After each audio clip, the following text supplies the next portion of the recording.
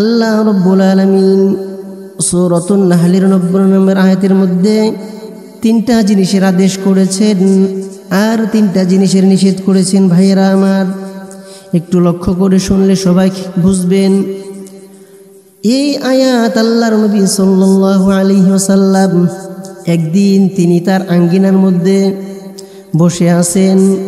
এমন সময় উসমান ইবনে মাযউন রাদিয়াল্লাহু তাআলা আনহু রাস্তা দিয়ে যাচ্ছিলেন। আল্লাহর নবী সাল্লাল্লাহু আলাইহি ওয়াসাল্লামকে দেখে মৃদু হাসলেন। এবার আল্লাহর নবী বললেন, উসমান আমার পাশে বসো। তখন উসমান রাদিয়াল্লাহু তাআলা আনহু আল্লাহর নবী সাল্লাল্লাহু আলাইহি ওয়াসাল্লামের কাছে বসলেন। হঠাৎ করে আল্লাহর নবী সাল্লাল্লাহু আলাইহি ওয়াসাল্লামের চেহারা উপরের দিকে উঠে গেল। আল্লাহর নবী সাল্লাল্লাহু আলাইহি ওয়াসাল্লাম আসমানের দিকে তাকালেন। এমন সময় দেখা গেল উসমান ইবনে মাযউন রাদিয়াল্লাহু তাআলা আনহু তাকিয়ে তাকিয়ে দেখতেছিলেন। আল্লাহর নবী উসমান ইবনে মাযউনের দিকে কোনো খেয়াল নাই, আসমানের দিকে তাকিয়ে আছেন। কিছুক্ষণ পর মনে হলো কেউ কিছু আল্লাহর নবীকে বলছেন। আল্লাহর নবী খেয়াল করে শুনছেন, তার কাছ থেকে বুঝে নিচ্ছেন। হঠাৎ করে আল্লাহর নবী ডান দিকে তাকালেন, ডান দিকে তাকিয়ে আবার আসমানের দিকে তাকালেন। অনেকক্ষণ এইভাবে চলার পর আল্লাহর নবী স্বাভাবিক অবস্থার মধ্যে আসলেন। এবার উসমান ইবনে মাযউন রাদিয়াল্লাহু তাআলা আনহু আল্লাহর নবী সাল্লাল্লাহু আলাইহি ওয়াসাল্লামকে বললেন, ইয়া রাসূলুল্লাহ, ইয়া হাবিবাল্লাহ, আপনি এতক্ষণ আমার দিকে আপনার কোনো খেয়াল ছিল না, আপনাকে অনেক কিছু করতে দেখলাম। আল্লাহর নবী জিজ্ঞেস করলেন, উসমান তুমি কি দেখেছ? উসমান রাদিয়াল্লাহু তাআলা বললেন, ইয়া রাসূলুল্লাহ, ইয়া হাবিবাল্লাহ, আমি দেখতেছিলাম আপনি আসমানের দিকে তাকিয়ে আছেন। মনে হলো কোনো ব্যক্তি আপনাকে কিছু পাঠ করে শোনাচ্ছেন, আপনি বুঝে নিচ্ছেন। সুবহানাল্লাহ। ভাইরা আমার, আল্লাহর নবী বললেন, উসমান তুমি যেহেতু দেখে নিয়েছো, এটা ছিল আল্লাহ তাআলার পক্ষ থেকে ফেরেশতা। সেই ফেরেশতা আমার উপর একটা আয়াত নাজিল করলেন। উসমান ইবনে মাযউন রাদিয়াল্লাহু তাআলা আনহু বললেন, কি আয়াত নাজিল করলেন? আপনার উপর কি নাজিল করলেন আমাকে পড়ে শোনান। এবার আল্লাহর নবী সাল্লাল্লাহু আলাইহি ওয়াসাল্লাম এই আয়াতটা পড়ে শোনালেন, ইন্নাল্লাহা ইয়া'মুরু বিল আদলি ওয়াল ইহসানি ওয়া ইতা'i যিল কুরবা ওয়া ইয়ানহা 'আনিল ফাহশা'i ওয়াল মুনকারি ওয়াল বাগই ইয়া'iযুকুম লা'আল্লাকুম তাযাক্কারুন। উসমান ইবনে মাযউন রাদিয়াল্লাহু তাআলা আনহু আশ্চর্য হয়ে গেলেন। এত সুন্দর কথা কখনো শুনি নাই, কোনো সন্দেহ নাই এটাই হলো রব্বুল আলামিনের বাণী। সুবহানাল্লাহ।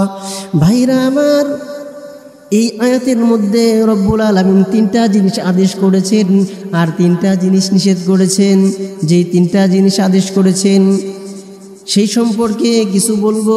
ভাইরা আমার, খেয়াল করেন, উসমান ইবনে মাযউন রাদিয়াল্লাহু তাআলা আনহু এই আয়াত শোনার পর থেকে তিনি বললেন, তাফসীরের মধ্যে আসছে, আমি আগে ইসলামকে ভালোবাসতাম, কিন্তু এখন আমার ভালোবাসার মধ্যে পূর্ণতা পেল। সুবহানাল্লাহ।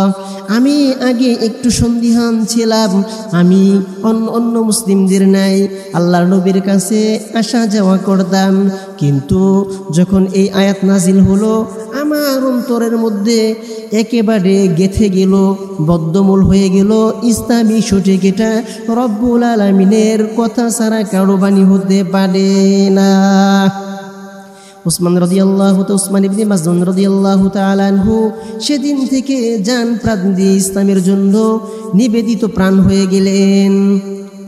ভাইরা আমার, একটা গোত্রের প্রধান আল্লাহর নবী সাল্লাল্লাহু আলাইহি ওয়াসাল্লামকে পরীক্ষা করার জন্য লোক পাঠিয়ে দিলেন, যাও তোমরা মুহাম্মাদের খবর নিয়ে আসো। শুনলাম তিনি নিজেকে নবী দাবি করেন, তিনি কি চাই, মানুষের কাছে কি চাই, কি তার পরিচয়। তখন ওই লোকগুলি আল্লাহর নবী সাল্লাল্লাহু আলাইহি ওয়াসাল্লামের কাছে গেলেন, যাওয়ার পর জিজ্ঞেস করলো, ইয়া রাসূলুল্লাহ, ইয়া হাবিবাল্লাহ, আপনি কি চান? আপনার পরিচয় কি? তিনি বললেন, আমি হইলাম মুহাম্মদ ইবনে আব্দুল্লাহ। আমি চাই আল্লাহ রাব্বুল আলামিন আমার উপর এই কোরআনের আয়াত নাজিল করছেন, কিছুক্ষণ আগে নাজিল হয়েছে, আপনি আমাদেরকে একটু পড়ে শোনান। তখন আল্লাহর নবী সাল্লাল্লাহু আলাইহি ওয়াসাল্লাম এই আয়াতকে বারবার পড়তেছিলেন, ইন্নাল্লাহা ইয়া'মুরু বিল আদলি ওয়াল ইহসান ওয়া ইতা'i যিল কুরবা ওয়া ইয়ানহা আনিল ফাহশা'i ওয়াল মুনকারি ওয়াল বাগই ইয়া'iদুকুম লা'আল্লাকুম তাযাক্কারুন। এই আয়াত শোনার পর ভাইয়েরা আমার, তারা আনন্দে আত্মহারা হয়ে গেল। আল্লাহু আকবার। শুধু তাই নয়, তারা আল্লাহর নবী সাল্লাল্লাহু আলাইহি ওয়াসাল্লামকে বলতে লাগলেন, ইয়া রাসূলুল্লাহ, আয়াতটা আপনি বারবার তেলাওয়াত করুন, আমরা যাতে এখনই মুখস্থ করে নিতে পারি। এত সুন্দর কথা, এত সুন্দর কথা কোনোদিন কোনো মানুষের হতে পারে না, কবিতা হতে পারে না, এটা কোনো কাব্য হতে পারে না, এটা কোনো নোবেল নাটক হতে পারে না, এটা একমাত্র রব্বুল আলামিনের কথাই হতে পারে। এই জন্য তারা আল্লাহর নবী সাল্লাল্লাহু আলাইহি ওয়াসাল্লামকে বারবার রিকোয়েস্ট করে, বারবার বলে আয়াতটা মুখস্থ করে নিলেন। যখন তারা তাদের গোত্র প্রধানের কাছে চলে গেল, যাওয়ার পর গোত্র প্রধান জিজ্ঞেস করলো, তোমরা তার কাছ থেকে তাকে কেমন দেখলে, কি শুনলে? তখন তারা এই আয়াতটা পড়ে শোনালেন, ইন্নাল্লাহা ইয়া'মুরু বিল আদলি ওয়াল ইহসান ওয়া ইতা'i যিল কুরবা ওয়া ইয়ানহা আনিল ফাহশা'i ওয়াল মুনকারি ওয়াল বাগই ইয়া'iদুকুম লা'আল্লাকুম তাযাক্কারুন। গোত্রের প্রধান ভাইরা আমার আয়াতরা শোনার সঙ্গে সঙ্গে পাগল পাড়া হয়ে গেলেন, খুশিতে আত্মহারা হয়ে গেলেন। সে বললেন, কসম করে বলছি, এটা কোনোদিন মানুষের কথা হতে পারে না, এটা কোনো সন্দেহ ছাড়া এটা রব্বুল আলামিনের কথা। আর আমি এক মুহূর্ত দেরি করতেছি না, সঙ্গে সঙ্গে তিনি পড়ে নিলেন, আশহাদু আল্লা ইলাহা ইল্লাল্লাহু ওয়াহদাহু লা শারীকা লাহু ওয়া আশহাদু আন্না মুহাম্মাদান আবদুহু ওয়া রাসূলুহু। সঙ্গে সঙ্গে তিনি মুসলমান হয়ে গেলেন। সুবহানাল্লাহ। ভাইরা আমার, গোত্র প্রধান সঙ্গে সঙ্গে সবাইকে বললেন, ও আমার গোত্রপতিরা, যারা আমার গোত্রের মধ্যে বসবাস করো, তোমরাও মুসলমান হয়ে যাও। যারা আগে মুসলমান হইবা তারা আগে জান্নাত পাইবা। আর দেরি করো না, আমি তোমাদের নেতা, আমি গোত্র প্রধান, আমি মুসলমান হয়ে গেলাম, তোমরা আর দেরি করবে না। তার দেখা দেখি গোত্রের অন্য অন্য লোকগুলিও মুসলমান হয়ে গেলেন। সুবহানাল্লাহ। এটা এমন একটা আয়াত, রাইসুল মুফাসসিরিন আব্দুল্লাহ ইবনে আব্বাস রাদিয়াল্লাহু তাআলা আনহু, যার নাম শুনে নাই এমন কোনো মানুষ নাই। তিনি কত বড় রাইসুল মুফাসসিরিন ছিলেন, কত বড় কোরআনের জ্ঞানের অধিকারী ছিলেন। আল্লাহর নবী সাল্লাল্লাহু আলাইহি ওয়াসাল্লাম তার জন্য দোয়া করেছিলেন, আল্লাহুম্মা আল্লিমহুল কুরআন, আল্লাহুম্মা আল্লিমহুল ফাক্কিহু ফিদ্দীন। আল্লাহর নবী সাল্লাল্লাহু আলাইহি ওয়াসাল্লাম আল্লাহর কাছে দোয়া করলেন, আল্লাহ গো, তুমি ইবনে আব্বাসকে কোরআনের জ্ঞান, হিকমতের জ্ঞান দান করো। কিভাবে পেয়েছিলেন জানেন? ইবনে আব্বাস রাদিয়াল্লাহু তাআলা আনহু একেবারে ছোট অবস্থায় আল্লাহর নবীকে পান। আল্লাহর নবী সাল্লাল্লাহু আলাইহি ওয়াসাল্লামের আত্মীয় ছিলেন। তার মা বাবা ছোটবেলায় আল্লাহর নবীর ঘরে তাকে পাঠিয়ে দিলেন। পাঠিয়ে দেওয়ার পর বললেন, তুমি আল্লাহর নবীর ঘরে থাকবে, সেখানে খেয়াল করবে আল্লাহর নবী সাল্লাল্লাহু আলাইহি ওয়াসাল্লাম রাত কিভাবে কাটান, রাতের আমলগুলো কিভাবে করেন, তার কাছ থেকে স্বচক্ষে, তার কাছ থেকে একেবারে সামনাসামনিভাবে তুমি শিখে রাখবে। ইবনে আব্বাস রাদিয়াল্লাহু তাআলা আনহু আল্লাহর নবীর ঘরে থাকলেন। আল্লাহর নবী সাল্লাল্লাহু আলাইহি ওয়াসাল্লাম রাত্রি বেলায় ঘুম থেকে উঠলেন। উঠে তিনি হাজত ছাড়লেন, ইস্তিনজাখানায় গেলেন। সেখান থেকে আসার পর ওযু করার প্রয়োজন। আল্লাহর নবী দেখেন আল্লাহর নবীর সেই অজুর বদনার মধ্যে, অজুর লুটার চামড়ার সেই মশকের মধ্যে পানি পাওয়ার পর আল্লাহর নবী সাল্লাল্লাহু আলাইহি ওয়াসাল্লাম অজু করলেন। অজু করার পর জিজ্ঞেস করলেন এখানে কে পানি রেখেছে? তখন জানতে পারলেন এটা হলো আব্দুল্লাহ রেখেছেন। সুবহানাল্লাহ। আল্লাহর নবীর দিলটা খুশি হয়ে গেল, আল্লাহর নবীর অন্তরটা খুশি হয়ে গেল। আল্লাহর নবী সাল্লাল্লাহু আলাইহি ওয়াসাল্লাম রাত্রিবেলায় দাঁড়িয়ে দাঁড়িয়ে দীর্ঘক্ষণ তাহাজ্জুদের নামাজ আদায় করলেন। আব্দুল্লাহ আল্লাহর নবী সাল্লাল্লাহু আলাইহি ওয়াসাল্লামের বাম পাশে দাঁড়িয়েছিলেন।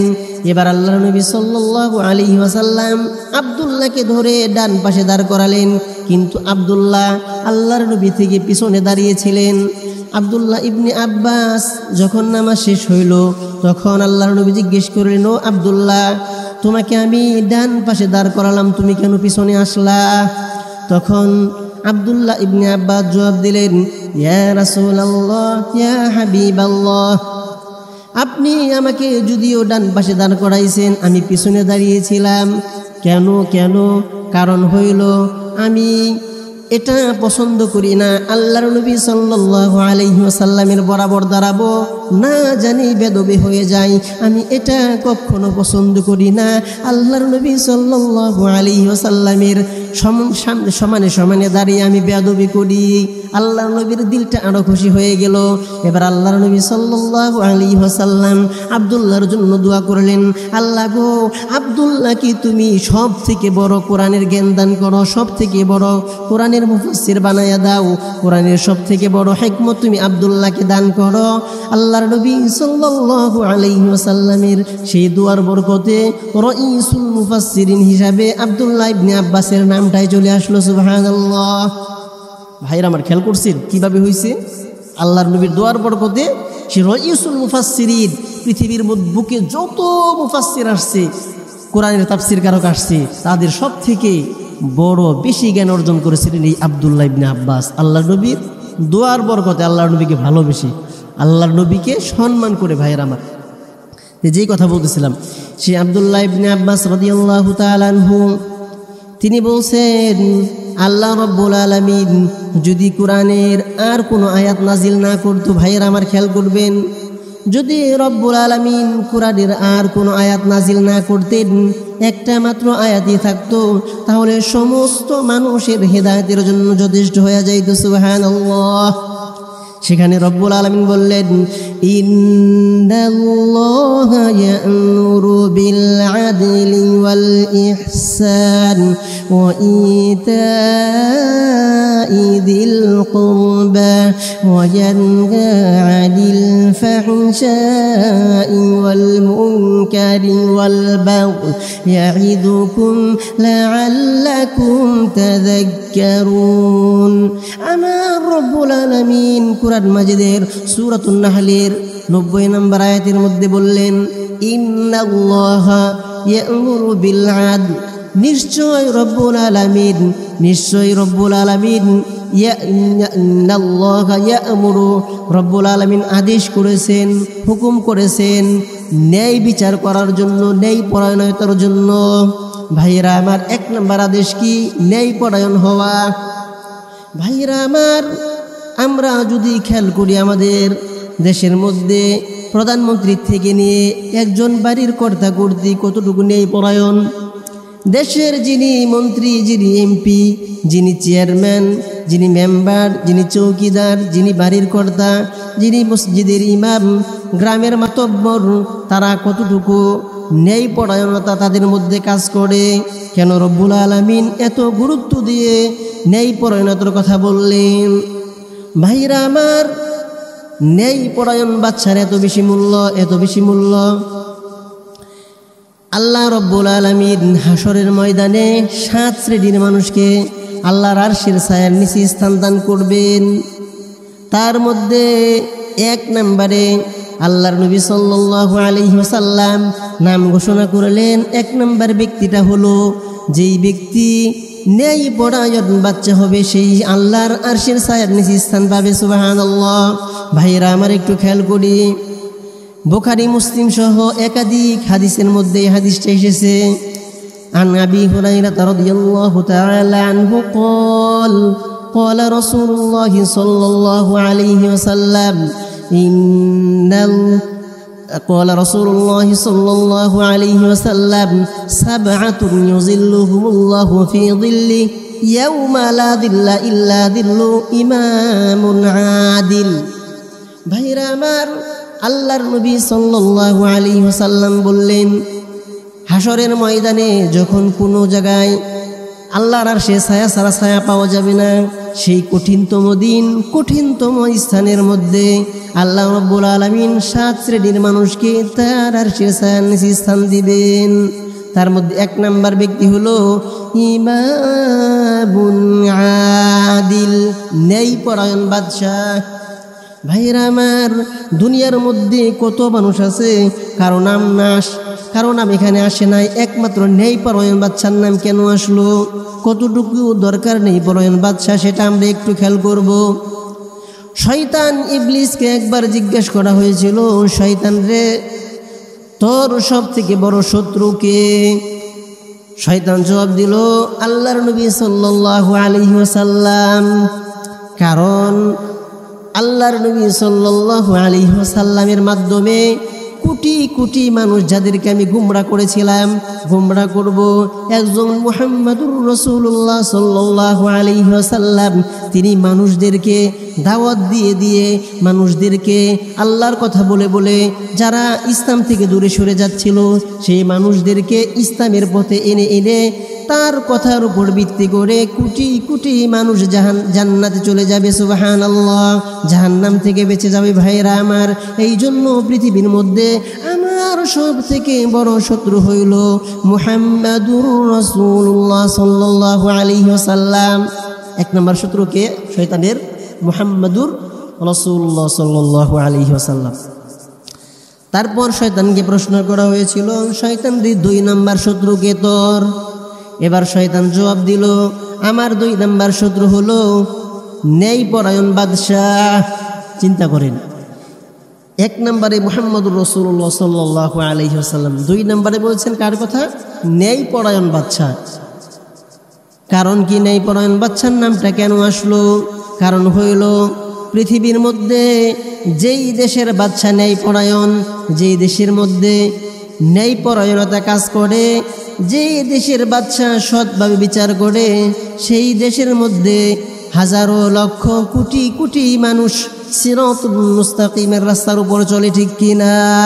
ভাইরা আমার, উদাহরণস্বরূপ বলি, আমাদের বাংলাদেশে যদি আজকে একজন ন্যায়পরায়ণ শাসক থাকতো, যদি একজন ন্যায়পরায়ণ শাসক বাংলাদেশে শাসন করত, মনে করেন আমাদের পার্লামেন্টের শেখ হাসিনা যদি আজকে ন্যায়পরায়ণতার সাথে তিনি তার রাজ্য পরিচালনা করেন, তিনি যদি আজকে আদেশ করেন যেই মানুষটা একটা ওয়াক্ত নামাজ কাজা করবে তাকে আমি 1 লক্ষ টাকা করে জরিমানা করব, তাহলে দেখা যাবে, আমার মনে হয় না প্রকাশ্যে কোনো লোক 1 ওয়াক্ত নামাজ কাজা করার সাহস পাবে, ঠিক কি না?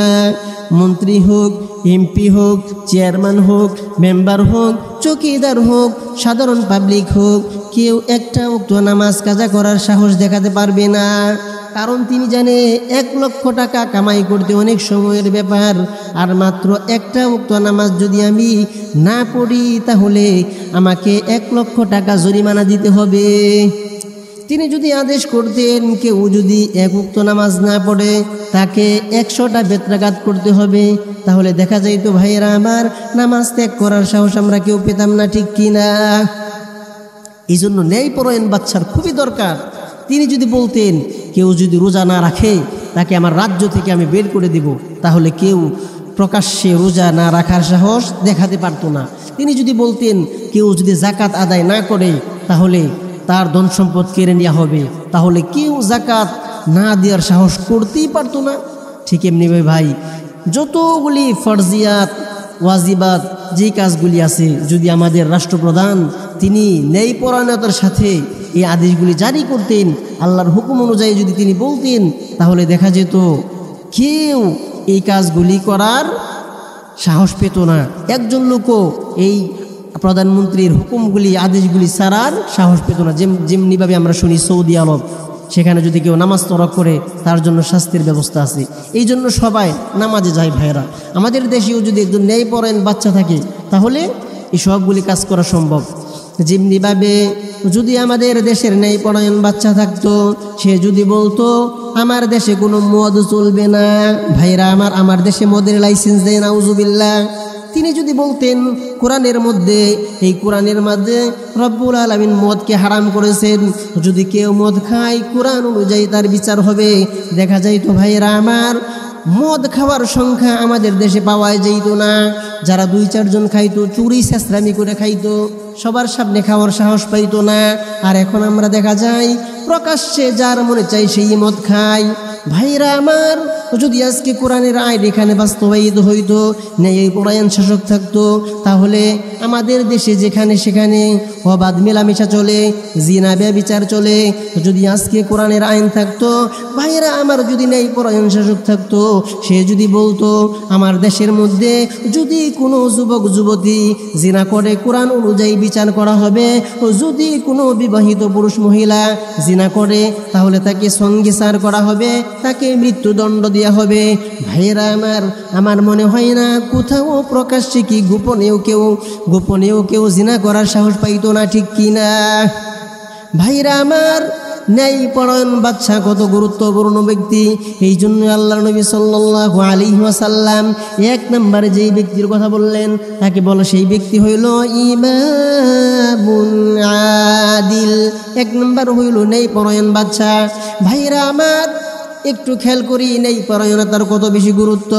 আল্লাহর নবী সাল্লাল্লাহু আলাইহি ওয়াসাল্লাম সারা জীবন তিনি ন্যায়পরায়ণ ছিলেন, ন্যায়পরায়ণ বাদশা ছিলেন। কোনো দিন তিনি অন্যায় কিছু করেন নাই, কারো উপর জুলুম করেন নাই।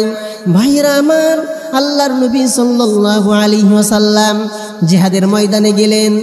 জিহাদের ময়দানে যাওয়ার পর আল্লাহর নবী সাল্লাল্লাহু আলাইহি ওয়াসাল্লামের সামনে একজন সাহাবী, সবাইকে যখন কাতার ধরে দাঁড় করানো হচ্ছিল, তিনি বারবার সামনে চলে আসছেন।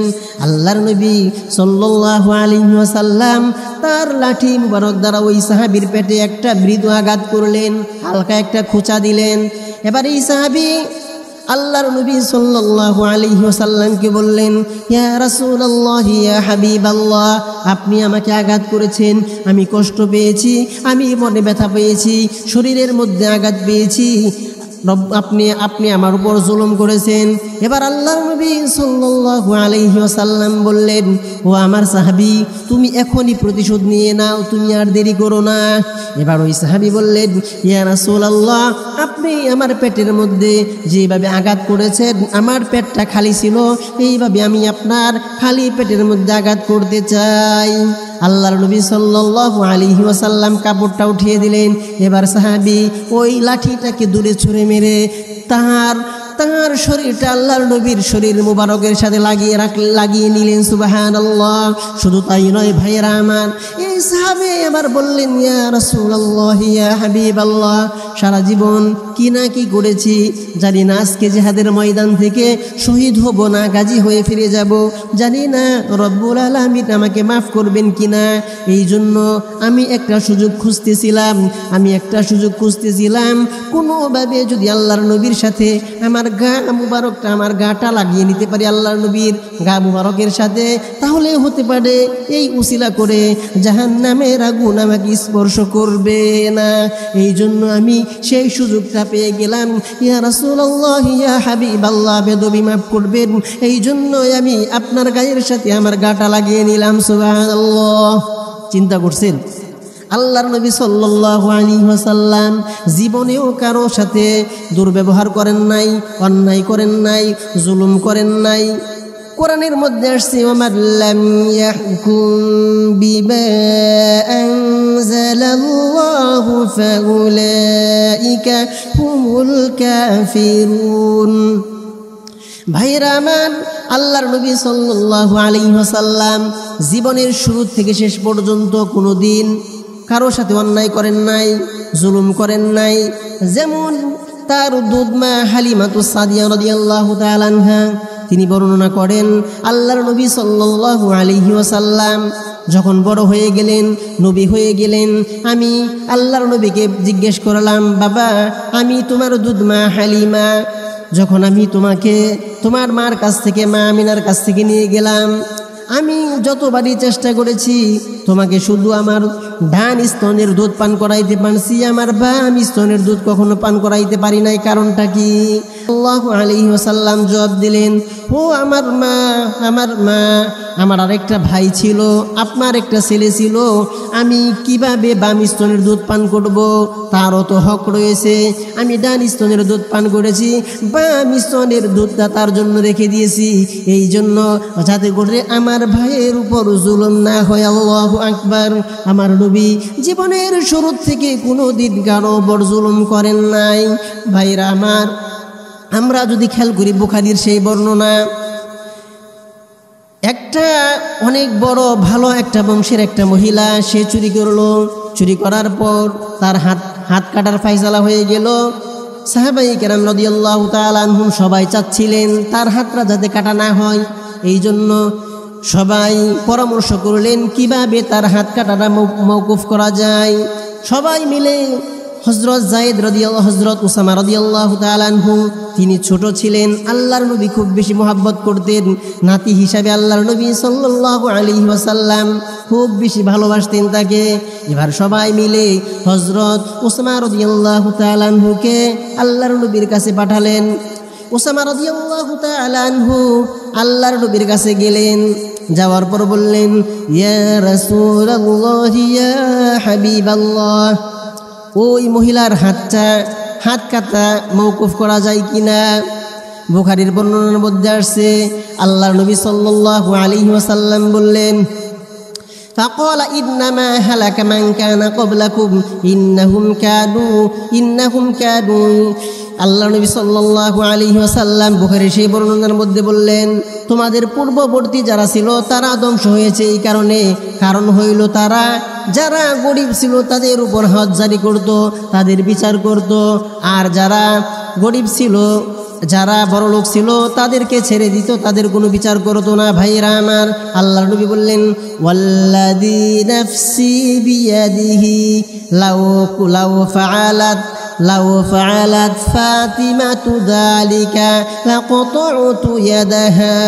আল্লাহর নবী সাল্লাল্লাহু আলাইহি ওয়াসাল্লাম বললেন, যদি আল্লাহর কসম করে বলছি, যদি আমার কলিজার টুকরা ফাতেমা, আমার মেয়ে ফাতেমা, আরে যেই ফাতেমাকে আমি এত বেশি মুহাব্বত করি, যে আমি কোনো সফরে আল্লাহর নবী কত বেশি মুহাব্বত করতেন, ভাইয়েরা খেয়াল করেন, আল্লাহর নবী জনাবি মুহাম্মদুর রাসূলুল্লাহ সাল্লাল্লাহু আলাইহি ওয়াসাল্লাম যদি কোনো সফরে বের হতেন, কোনো সফরে যাইতেন, সর্বপ্রথম অন্যদের সাথে দেখা করে সবার শেষে ফাতেমা রাদিয়াল্লাহু তাআলা আনহার সাথে দেখা করতেন। এবং সফর থেকে আসার পর, জিহাদ থেকে আসার পর আল্লাহর নবীর আদত মুবারক ছিল সর্বপ্রথম মসজিদে চলে আসতেন, মসজিদে এসে 2 রাকাত নামাজ আদায় করতেন।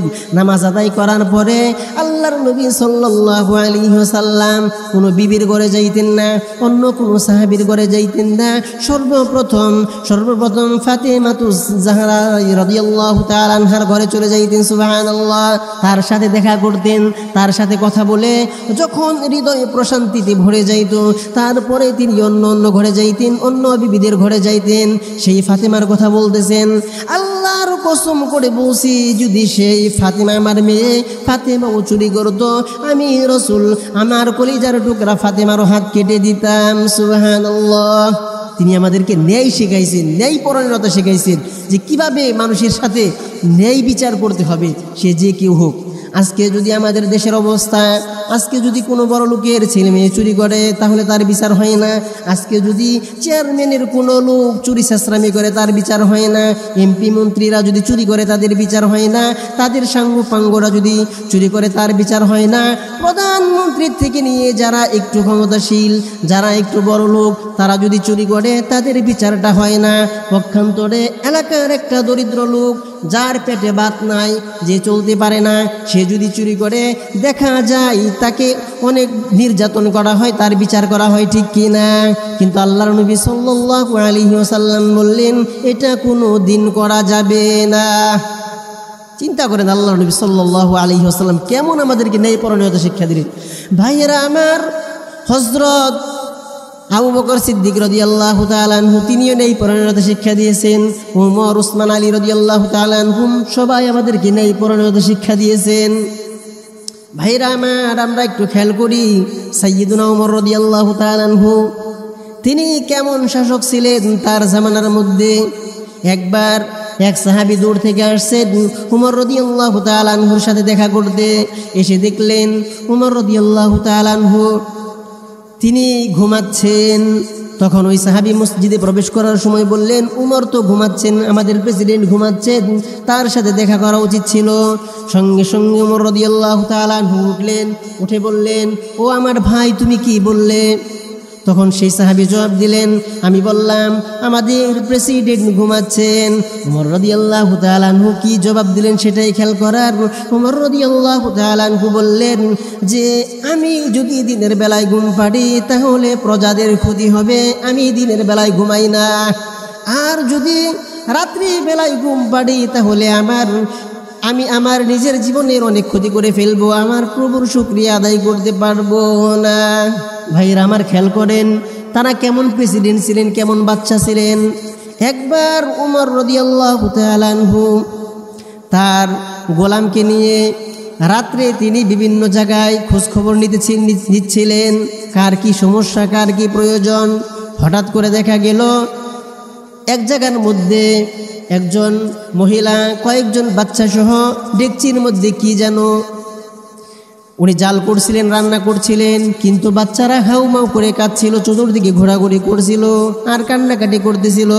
এবার ওমর রাদিয়াল্লাহু তাআলা আনহু জিজ্ঞেস করলেন, কাছে গেলেন, জিজ্ঞেস করলেন, ডেকচির মধ্যে সালাম দিলেন। সে সালাম দেওয়ার পর অনুমতি নিয়ে সেখানে গেলেন। যাওয়ার পর জিজ্ঞেস করলেন, মা ডেকচির মধ্যে কি, আর এই বাচ্চাগুলি কেন কান্না করতেছে? এবার ওই মহিলা জবাব দিলেন যে ডেকচির মধ্যে শুধু খালি পানি, এখানে কোনো খাবার নাই, আর বাচ্চাগুলি ক্ষুধার তাড়নায় কান্না করতেছে। এবার উমর রাদিয়াল্লাহু তাআলা আনহু বললেন, কেন কেন? তিনি বললেন, আমার কাছে কোনো খাবার নাই, বাচ্চাদের খাবার দেব সেই পরিমাণ অর্থ সম্পদ কিছুই আমার কাছে নাই। বাচ্চাদের সান্ত্বনা দেওয়ার জন্য ডেকচির মধ্যে আমি পানিগুলি গরম করছি। এক সময় হয়তো বাচ্চারা কান্না করতে করতে একটা সময় তারা ঘুমিয়ে যাবে, এই জন্য খালি পানি আমি জাল করছি। উমর রাদিয়াল্লাহু তাআলা আনহু চোখে পানি চলে আসলো, সঙ্গে সঙ্গে তিনি চলে গেলেন। খাদেমকে নিয়ে চলে যাওয়ার পর বাইতুল মালে যাওয়ার পর সেখান থেকে কিছু আটা, কিছু ঘি, তেল, খেজুর, অন্য প্রয়োজনীয় জিনিসগুলি ওমর রাদিয়াল্লাহু তাআলা আনহু একটা বস্তার মধ্যে ভরলেন। ভরার পর খাদেমকে বললেন, ও খাদেম আসলাম, তুমি এই পণ্যগুলি আমার কাঁধে উঠিয়ে দাও। এবার খাদেম বলতেছে, আমিরুল মুমিনিন, এটা আপনি কি বললেন? আপনি একজন প্রেসিডেন্ট হয়ে এত বড় বস্তা কেন কাঁধে নেবেন? এবার ওমর রাদিয়াল্লাহু তাআলা আনহু বললেন, ও আসলাম, তুমি শুনে রাখো, দুনিয়ার বুকে তুমি আমার বোঝা বহন করতে যাচ্ছ, হাসরের ময়দানে আমার বোঝাকে বহন করবে। আল্লাহু আকবার! কেমন চিন্তা!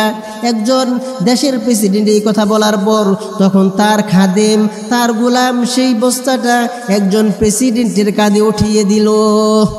ভাইরা আমার, খেয়াল করেন, পক্ষান্তরে আমাদের দেশের মধ্যে একজন প্রধানমন্ত্রী যদি কোথাও যায়, দেখা যায় 2 ঘন্টা পর্যন্ত রাস্তা ব্লক করে রাখে, রাস্তায় 2 ঘন্টা পর্যন্ত ছাড় দেয় না, পুলিশ যে জ্যাম করে রাখে।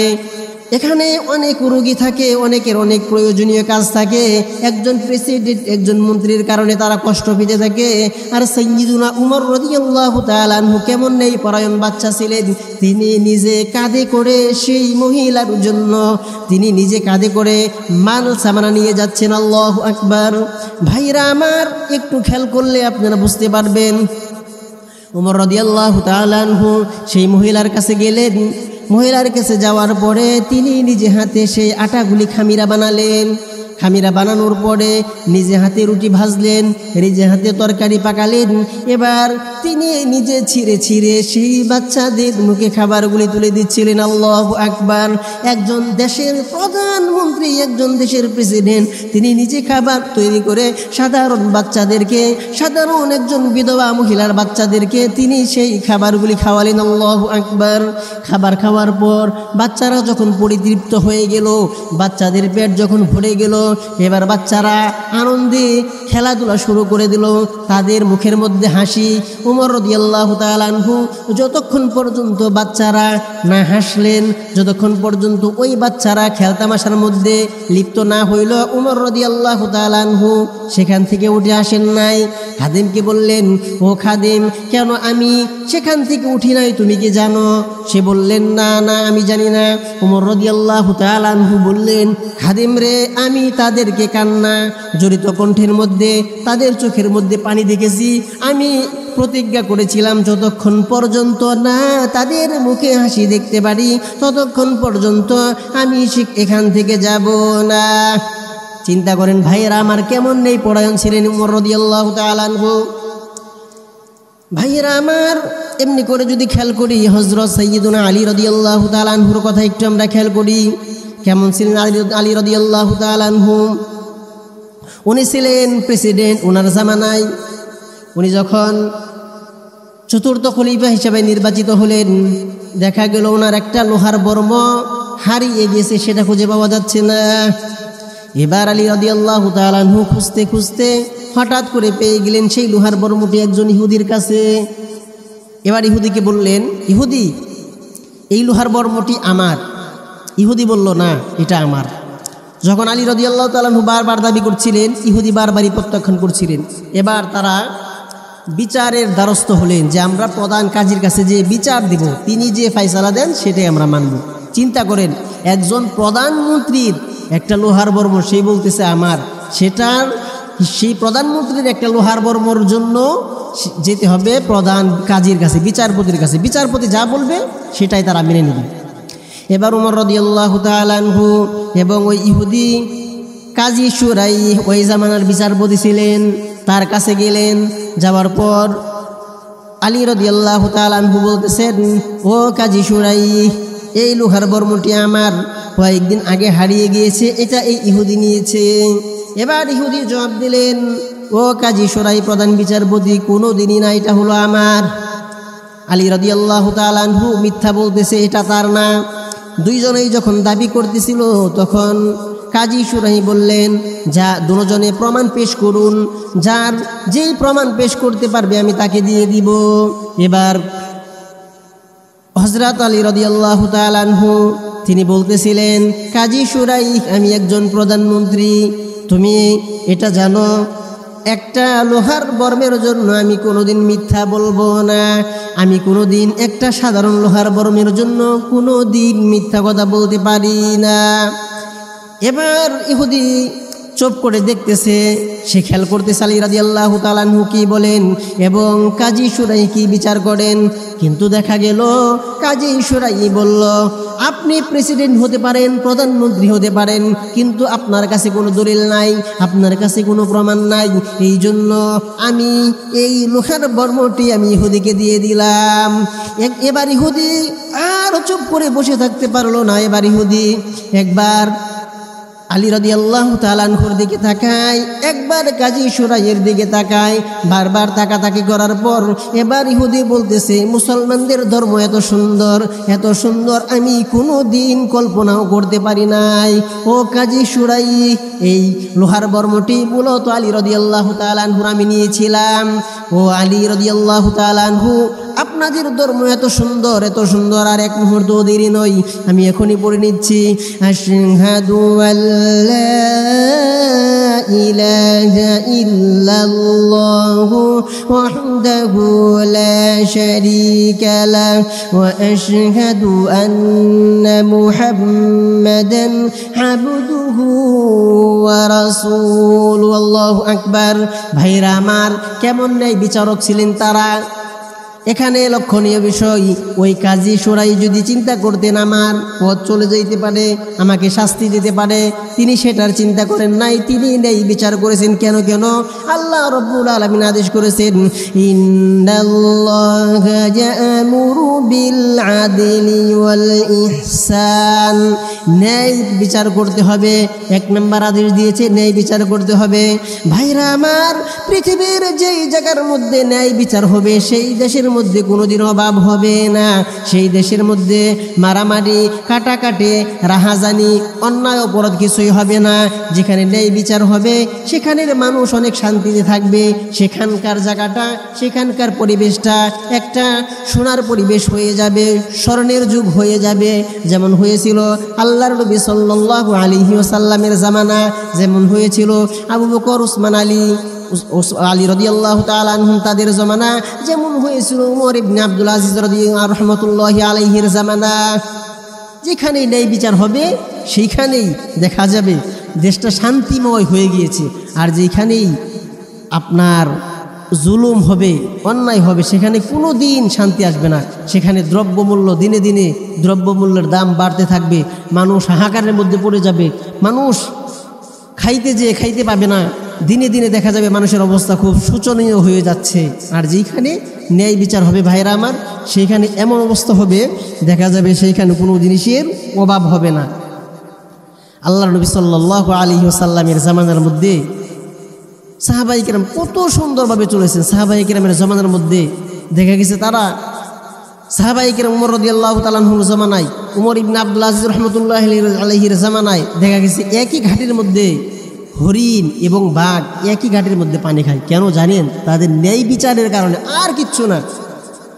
এই ন্যায় পরায়ণতার কারণে আল্লাহ রাব্বুল আলামিন সমস্ত পৃথিবীর মধ্যে এমন করে দিয়েছিল যারা হিংস্র প্রাণী তাদের মধ্যেও রব্বুল আলামিন একটা মানবতা দিয়ে দিয়েছিলেন, একটা ভয় ঢুকিয়ে দিয়েছিলেন যে না, এখানে ন্যায় বিচার হয়, কারো উপর জুলুম করা যাবে না। আল্লাহ রব্বুল আলামিন আদেশ করেছেন। এই জন্য ভাইরা আমাদের প্রত্যেকের খুবই জরুরি দরকার কি? আমাদের ন্যায় পরায়ণ হওয়া, ন্যায় পরায়ণ বাচ্চা। ভাইরা আমার, আমরা যদি খেয়াল করি একটু, এক জামানার মধ্যে একটা লোক ছিল, একটা বাচ্চা ছিল, তার খুব ইচ্ছে ছিল শিকার করা। ন্যায় পরায়ণতার কথা একটু খেয়াল করবেন। সমাজের মধ্যে যদি ন্যায় পরায়ণতা থাকে তাহলে কি লাভ, কি ক্ষতি? ওই বাচ্চা, ওনার খুব শখ ছিল শিকার করা, হরিণ শিকার করা। দেখা গেল একদিন উনি সাঙ্গপাঙ্গ নিয়ে, প্রজাদেরকে নিয়ে উনি জঙ্গলে চলে গেলেন হরিণ শিকার করার জন্য। হঠাৎ করে দেখা গেল উনি হরিণের পিছে দৌড়াতে দৌড়াতে হঠাৎ করে হরিণটা উধাও হয়ে গেল। উনি একাকী হয়ে গেলেন, দল থেকে পৃথক হয়ে গেলেন। এমন সময় দেখা গেল সামনে একটা বাড়ি দেখা যায়, সেখানে আলো দেখা যায়। তিনি আর দেরি না করে সেই বাড়িতে গেলেন। বাড়িতে যাওয়ার পর দেখে একজন কাঠুরিয়া কাঠ কেটে তিনি তার সংসার চালান, কোনোভাবে তিনি দিন পার করেন। তখন বাচ্চা নিজের পরিচয় গোপন করে তিনি বললেন, আমি এদিকে আসছিলাম, হঠাৎ করে রাত্রি হয়ে গিয়েছে, এই জন্য ভাই তোমার বাসায় চলে এসেছি।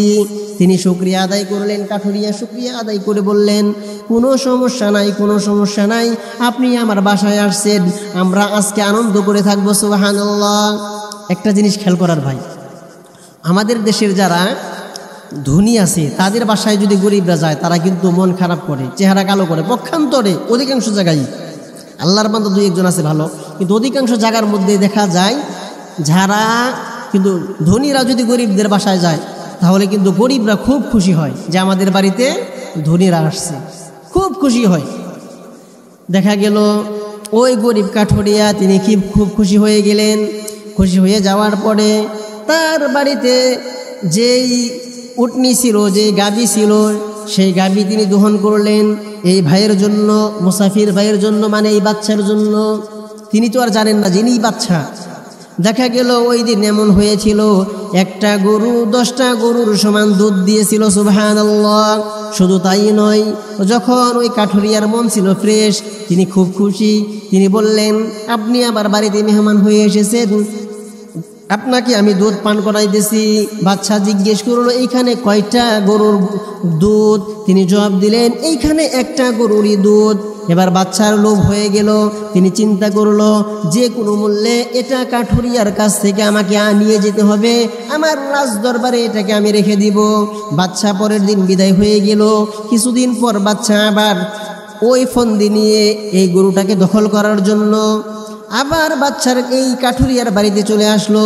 এবারও কাঠুরিয়া খুব খুশি। তিনি খুব খুশি হয়ে যাওয়ার পরে বললেন, ভাই আপনি আবার আসছেন, কোনো সমস্যা নাই, কোনো সমস্যা নাই, আপনি আমার বাড়িতে থাকেন। এবার যখন দুধ দহন করতে গেল, একই গরুর মধ্যে সেদিন ওই একটা গরুর সমানই দুধ হইল, বেশি হয় নাই, বরঞ্চ কম হয়েছে। এবার বাচ্চা জিজ্ঞেস করলো যে কি ব্যাপার, কি এটা কি তোমার সেই গরুর দুধ? সে বলল, হ্যাঁ ভাই, এটা তো সেই গরুর দুধ, আজকে কেন এত দুধ কম হইল? তিনি জবাব দিলেন, জানি না, হয়তো বা হতে পারে এই দেশের যিনি বাচ্চা আছেন, এই দেশের যিনি প্রধানমন্ত্রী, হয়তো বা তিনি কারো ওপর জুলুম করার প্রস্তুতি নিয়েছেন বা জুলুম করছেন। নাউজুবিল্লাহ। ভাইয়েরা আমার, শুধু জুলুম করলেই দেশের মধ্যে অশান্তি, আল্লাহ তাআলা বরকত নষ্ট হয় না। যদি জুলুম করার চিন্তা করে সেখানেও আল্লাহ তাআলার বরকত নষ্ট হয়ে যায়, সেখানে শান্তি নষ্ট হয়ে যায়। বাদশা এবার চলে গেল। চলে যাওয়ার পর কিছুদিন পর আবার তিনি একইভাবে এই বাড়িতে চলে আসলেন। আসার পরে কাঠুরিয়ার সাথে আবার মত বিনিময় হলো। আবার কাঠুরিয়া খুব খুশি। তারপরে দেখা গেল কাঠুরিয়া আবার দুধ দহন করতে গেল। দুধ দহন করতে যাওয়ার পরে দেখা গেল সেই প্রথম দিন যে একটা গরু 10টা গরুর সমান দুধ দিয়েছিল, ঠিক এমনিভাবে আজকের এই গাভীটা, আজকের এই গরুটাও 10টা গরুর সমান দুধ দিল। সুবহানাল্লাহ। এবার বাচ্চা জিজ্ঞেস করলো, ব্যাপার কি ভাই, এটা কি সেই গাভীর দুধ? এবার তিনি জবাব দিলেন, হ্যাঁ হ্যাঁ, এটা সেই গাভীর দুধ। এবার বাচ্চা কিছুই বুঝতে পারতেছে না, ব্যাপার কি, প্রথম দিন আসলাম এই গরু এত বেশি দুধ হইল, দ্বিতীয় দিন দুধের সংখ্যা এত কমে গেল, আজকে আবার এত দুধ হইল। এবার কাঠুরিয়া উত্তর দিল, বাচ্চা এবার কাঠুরিয়া উত্তর দিল, ভাই মনে হয় এই দেশের বাচ্চা ইনসাফ করা শুরু করে দিয়েছে। আল্লাহু আকবার। ভাইরা আমার, এই বাচ্চা তৃতীয় দিন যখন এসেছিলেন তার মনে এই গরুটার দখল করার ইচ্ছা ছিল না। তিনি দেখতে এসেছিলেন, তিনি ইনসাফ করতে এসেছিলেন, তিনি আজকে জুলুম করতে আসেন নাই, জুলুমের নিয়ত করেন নাই। এই জন্য রব্বুল আলামিন এত বেশি বারাকাত দান করলেন। আল্লাহু আকবার। ভাইয়েরা আমার, কোরআনের মধ্যে রব্বুল আলামিন অনেক জায়গার মধ্যে ন্যায় পরায়ণতার আদেশ দিয়েছেন, অনেক জায়গার মধ্যে রব্বুল আলামিন আমাদেরকে সৎ হওয়ার জন্য বলছেন, আমাদেরকে ন্যায় বিচার করার জন্য বলেছেন। যদি আমরা ন্যায় বিচার করি তাহলে রব্বুল আলামিন আমাদেরকে অনেক কিছু দান করবেন, বারাকাত দান করবেন, দেশের থেকে অনেক কিছু, দেশের অন্যায় অপরাধগুলি দূর করে দিবেন। রব্বুল আলামিন দেশের মধ্যে যত রাহাজানি খারাপি মানুষের ক্ষতি করে এটা কোনোদিনই থাকবে না। তখন আমাদের মধ্যে ভ্রাতৃত্ব বন্ধন সৃষ্টি হয়ে যাবে। আল্লাহ তাআলা বলেন, يا أيها الذين آمنوا كونوا قوامين بالقسط شهداء لله ولو على أنفسكم أو الوالدين والأقربين إن يكن غنيا أو فقيرا فالله أولى بهما فلا تتبعوا الهوى أن تعدلوا وإن تلووا أو تعرضوا فإن الله كان بما تعملون خبيرا। আল্লাহ রাব্বুল আলামিন আদেশ করেছেন, হে ঈমানদারগণ, কুনু কওয়ামিনা বিল কিসত শুহাদা লিল্লাহ, ন্যায় পরায়ণতা আল্লাহ তাআলার জন্য সাক্ষী দেওয়ার জন্য। যদি সেটা নিজের বিরুদ্ধেও যায়, নিজের পরিবারের বিরুদ্ধে যায়, নিজের আত্মীয়র বিরুদ্ধে যায়, ধনী হোক ফকির হোক, যার বিরুদ্ধেই যাবে না কেন আমাদেরকে ন্যায় বিচার করতে হবে। যদি আমরা ন্যায় বিচার করি তাহলে একমাত্র আমাদের দেশে শান্তি আসবে, রব্বুল আলামিন আমাদের সবার মধ্যে শান্তি দান করবেন, অন্যথায় কোনো দিন আমরা শান্তি পাব না। ভাইরা আমার, আমি আপনাদেরকে অনুরোধ করে বলছি, আপনারা সবাই এই জিনিসটা খেয়াল করেন ভাইরা আমার। আমাদের দেশের মধ্যে প্রধানমন্ত্রী, তিনি তো অনেক দূরের কথা। প্রধানমন্ত্রী ছাড়া আমরা আমাদের প্রত্যেকের বাড়ির মধ্যে যারা কর্তা কর্তি আছে তাদের কথা একটু খেয়াল করি। মনে করেন একটা বাড়ির মধ্যে 2জন ছেলে 2জন মেয়ে আছে। যিনি সেই বাড়ির কর্তা, অভিভাবক, তার ভালো লাগে বড় ছেলেটাকে। তিনি দেখা যায় অন্য ছেলে মেয়েদের থেকে সেই বড় ছেলেটাকে তিনি বেশি জিনিস দেওয়ার চেষ্টা করেন, তাকে ভালো জিনিসটা দেওয়ার চেষ্টা করেন। আবার যদি এমন হয় কোনো বাড়িতে 5 জন মেয়ে 1টা ছেলে, তাহলে মা বাবা দুজনে এই ছেলেকে সব কিছু খাওয়ায়। এই ছেলেকে প্রত্যেক দিন সকালে ডিম খাওয়ায়, এই ছেলেকে দুধ খাওয়ায়, ভালো ভালো কাপড় চোপড় দেয়। পক্ষান্তরে মেয়েদের প্রতি সেই সুবিচারটা করে না। এমনিভাবে ভাইরা আমার, যখন জাগা জমি মা বাবা যখন মারা যায়, বা জাগা জমি যদি মা বাবা জীবিত থাকা অবস্থায় কাউকে দেয়, তাহলে দেখা যায় কোরআনের মধ্যে আসছে ইউসিকুমুল্লাহু ফি আওলাদিকুম লিযযাকারি মিসলু হাযযিল উনসায়াইন, যে প্রত্যেকটা পুরুষের অর্ধেক পাবে। মেয়ে আপনার বাড়িতে ভাই যতটুকু পাবে, বোন কিন্তু তার অর্ধেক পাবে। বাবার জমি, মার জমি, এগুলি ভাইয়ের অর্ধেক পাবে বোন। কিন্তু আমরা কি করি, আমাদের সমাজের মধ্যে সেই ন্যায়গুলো আমরা দেই না। কোনো রকম তাদেরকে দেখা যাচ্ছে অল্প কিছু টাকা দিয়ে, অথবা কোনো বাড়িতে টাকা পয়সা দেয় না। এমনকি আমি নিজে কানে এমনও শুনেছি, যদি ওয়ারিশ নেওয়ার জন্য তারা আসে, তাহলে তাদের সাথে আর কোনো কথা নাই, তাদের সাথে সম্পর্ক ছিন্ন করে দিব। ভ্রাতৃত্ব বন্ধনের যে সম্পর্ক, সেটা আর তাদের সাথে থাকবে না। নাউজুবিল্লাহ। চিন্তা করেন ভাই, আমরা কেমন, অথচ সেটা তার প্রাপ্য, এটা তারই প্রাপ্য, সে নিজেই সেটা নিবে। তার প্রাপ্য। আপনি যদি কারো কাছে 1 লক্ষ টাকা পান, সেটা তো আপনার প্রাপ্য। আপনি যদি তার কাছে চান, এটা কি অপরাধ হবে? কখনো অপরাধ হবে না। ভাইরা আমার, আমরা যদি পারিবারিকভাবে আমাদের ছোট্ট সংসারের মধ্যে আমরা যদি ন্যায় না করতে পারি, ইনসাফ না করতে পারি, তাহলে আমাদের দেশের মেম্বার, চেয়ারম্যান, এমপি, মন্ত্রী, প্রধানমন্ত্রী তারা কিভাবে ইনসাফ করবে? ভাইরা আমার জানা একটা কথা বলছি, একজন দিনদার মানুষ, একজন নামাজি মানুষ, তিনি তার 2টা মেয়ে 1টা ছেলে। বড় মেয়েটা স্কুলে পড়ে, আর ছোট মেয়েটাও স্কুলে পড়ে। ছেলেটা একটু ছোট, সে ওই স্কুলের নিচের দিকে পড়ে। দেখা যায় বাবাটা যখন বাজার থেকে বাড়িতে আসে, তখন বাবাটা ছোট 2জন সন্তানের জন্য জিনিস নিয়ে আসে। বড় মেয়েটা তাকে কিচ্ছু দেয় না। তার কথা বলে এখন সে বড় হয়ে গেছে, তার আর মজা খাওয়া লাগবে না। আরে ভাই, বড় হয়েছে, তার বয়স 16, 17, 15, 16 এমন হয়েছে, 14, 15। আর অন্যদের 12, 8 এমন হবে। ওই 8 বছরের ছেলের জন্য 10 বছর 12 বছরের মেয়ের জন্য জিনিস আনে, কিন্তু যে মেয়েটা 15, 16 বছর হয়ে গেছে তার জন্য জিনিস আনে না। বলে সে তো বড় হয়ে গেছে, তাকে কেন দেব? অথচ ওই মেয়েটারও তো ভাই আশা থাকে যে আমার বাবা আমাকে কিছু দিবে। যেই হোক, মানুষ যদি বয়স বেশিও হয়ে যায়, প্রত্যেকেরই আশা থাকে। যেমন আমরা বয়স যতই হোক, একটা জিনিস দেখলে খাইতে মন চায়, একটা ভালো জিনিস দেখলে আমাদেরও খাইতে মন চায় ভাই, কিন্তু আমরা সেটা করি না। এটা কিন্তু খুবই অন্যায় ভাই। আমরা যদি বাড়ির মধ্যে ইনসাফ করতে না পারি, তাহলে আমাদের কিভাবে আমরা আশা করি যে আমাদের সমাজ, আমাদের রাষ্ট্রপ্রধান যিনি, তিনি আমাদের সাথে কিভাবে ইনসাফ করবেন? এটা তো কোনোদিনই হয় না। যখন আমরা সবাই আমাদের বাড়ির মধ্যে ইনসাফ শুরু করে দেব, তখন আস্তে আস্তে দেখা যাবে আমাদের ওয়ার্ড তথা আমাদের থানা, জেলা, তখন আমাদের বিভাগ, এমনকি আমাদের পুরা রাষ্ট্র তখন ইনসাফের ওপর চলে আসবে। যখন ইনসাফের উপর চলে আসবে, তখনই একমাত্র আমরা ভালো থাকতে পারবো। আমাদের দেশের মধ্যে কোনো জিনিসের অভাব হবে না। আমাদেরকে কেউ অন্যায়ভাবে হত্যা করবে না, আমাদেরকে কেউ গুম করবে না, অন্যায়ভাবে কেউ আমাদের মা বোনদের উপর অত্যাচার করবে না, জিনা ব্যভিচার করবে না। তখনই একমাত্র সম্ভব, অন্যথায় সেটা সম্ভব না।